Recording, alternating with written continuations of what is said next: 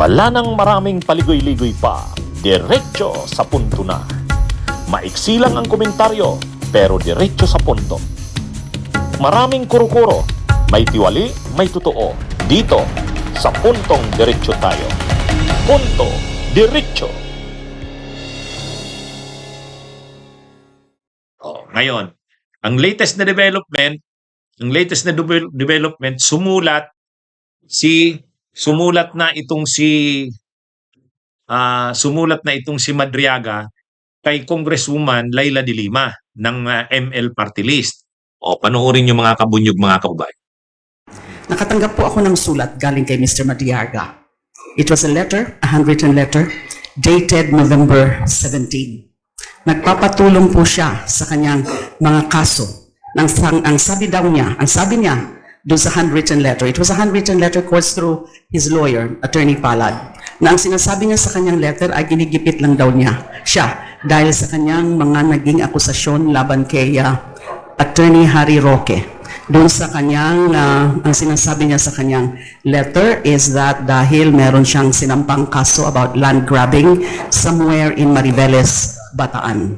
Of course, I do not know tungkol dyan sa kaso na yan. But that is the content of his letter. So as I said, it's dated November 17, course through his lawyer.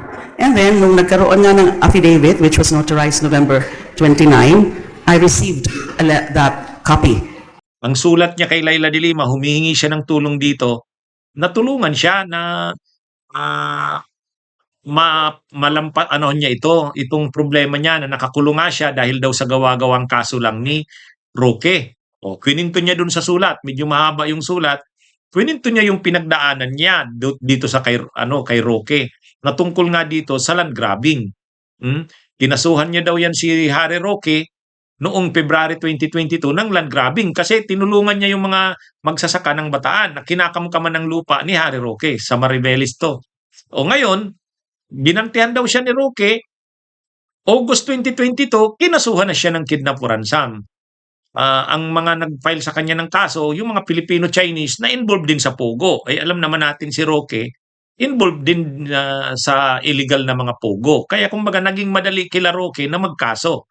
Pero gawa-gawang kaso daw yon. Yun ang sinusumbong ni Ramil Madriaga kay Leila de Lima. Bakit kay Leila de Lima siya sumulat? Ang pitsa ng sulat, November 17, 2025. Ang kay Leila de Lima, kasi kilala si Leila de Lima ang human rights lawyer. At alam naman nila Madriaga na si Leila de Lima, dating Secretary of Justice, dating chairperson ng Commission on Human Rights. Talagang nakikipaglaban si Leila sa mga naaapi, nalalabag ang karapatang pantao. So, diyan siya lumapit. Kasi alam niya ni Madriaga na credible si Leila, totoo.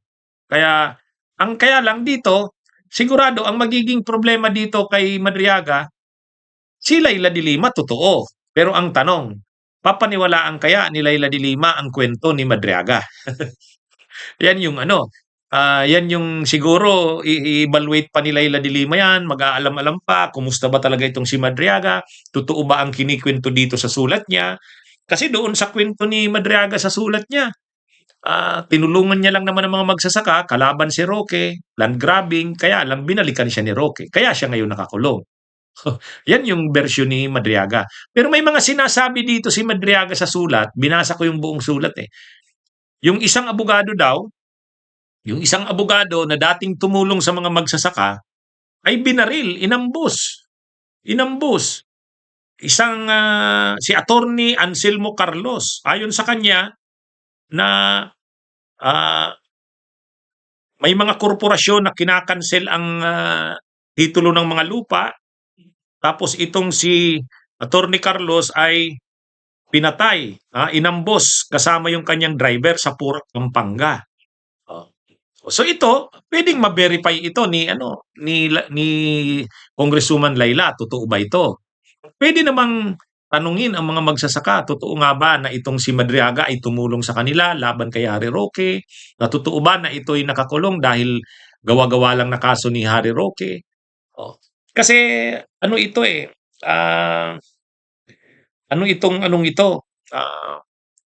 itong itong problemang ito, kung tutulungan ito ni Leila de Lima, malaking tulong ito doon kay Madriaga. Kung totoo ngang inapi siya o biktima siya dito ng panggigipit ni Harry Roque. Kaya lang, ang problema, medyo kasi maraming issue pa dito kay Madriaga eh. Yung tungkol sa pagiging bagman niya kay Sara. Kaya sa tingin ko, pag-aaralan talaga ito ng maigi ni Leila de Lima. Pero, kung isang bagay dito, dahil sumulat na ito kay Leila de Lima, mag-aaralan na yan ni Leila.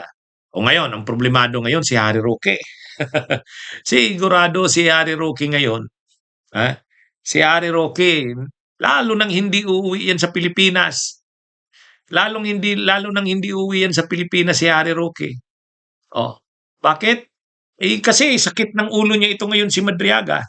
Kung dati napakulong niya si Madriaga, kinasuhan siya nito ng land grabbing pero napakulong nila. Kung totoong yung version ni Madriaga na nakulong lang naman siya sa kidnap for ransom, trumped up charges o gawa-gawa, ginantihan lang siya ni Roque. Pero ngayon, dahil laman na ng mga balita itong si Madriaga, makakakuha na ng atensyon. Mai-expose na nito yung mga ginawa nga ni Roque, kung totoo yun, yung pangangamkam ng mga lupa sa Bataan. At may kaso ito sa ombudsman, di umano, ngayon ang ombudsman si Boying Rimulya.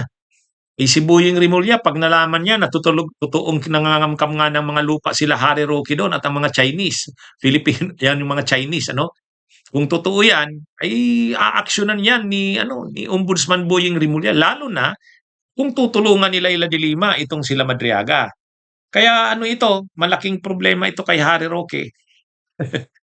Kaya lalo nang hindi uuwi si Harry Roque nito. Lalo nang hindi na uuwi si Harry Roque nito.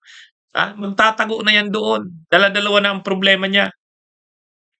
May problema siya sa May problema siya sa qualified human trafficking dun sa tungkol sa mga illegal na pogo. Tapos may problema pa siya ngayon tungkol dito sa land grabbing. Lalaki na itong issue ng land grabbing na ito. Dahil nakakuha na ng atensyon si Madriaga pag-uusapan na yan. Yung tungkol sa land grabbing. At dahil may kaso nga si Harry Roque sa ombudsman, ewan lang natin kung hindi pa na-dismiss yun. Kung dinismiss yun ni Martires, baka buhayin uli yan ngayon. Baka mabuhayin uli yung kaso na yan. Dahil nakakakuha na ngayon ng atensyon itong si Madriaga. Kaya magiging sakit ng ulo ni Roque itong si Madriaga. Kumbaga maraming alam si Madriaga sa mga pinagagawa ni Roque. At ngayon makakakuha na ng atensyon si Madriaga, mababalita na ngayon, lalabas na ngayon sa publiko yung panibago na naman, bago na namang krimen na kinasasangkutan ni Harry Roque, land grabbing.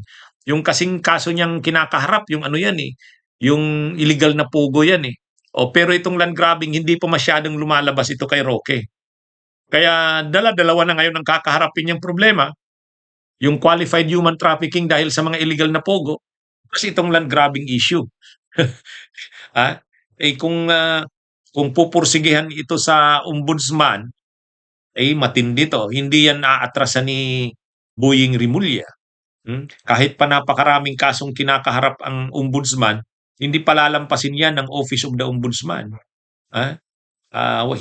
Lalo na napakalaking, kasi ang pinag-uusapan dito ilang daang hektarya ito.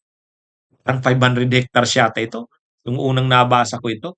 Kaya matindi itong issue na to, ang tungkol sa land grabbing kay Harry Roque.